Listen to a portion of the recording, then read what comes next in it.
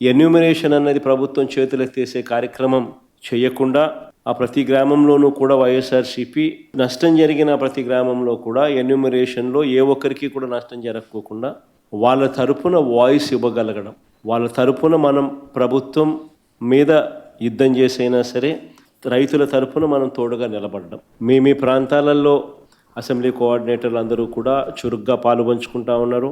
మనం ఇచ్చిన పిలుపు మేరకు, మీరు కోఆర్డినేట్ చేసిన తీరు మేరకు వీరంతా కూడా పలు కార్యక్రమాలలో ఇప్పటికీ అందరూ కూడా పాలుపంచుకునే కార్యక్రమం జరుగుతూ ఉంది.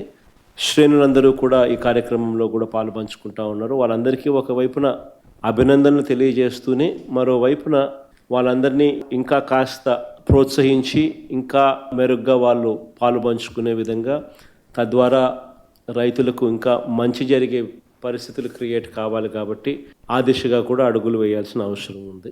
ఏ రైతు కూడా మిగిలిపోకుండా అవస్థపడే పరిస్థితి రాకుండా ఆ రైతుకు తోడుగా ఉండే కార్యక్రమంలో మన వంతు కృషి ఏం చేయాలనో అవన్నీ కూడా గట్టిగా చూసుకునే కార్యక్రమాలు చూసుకుందాం.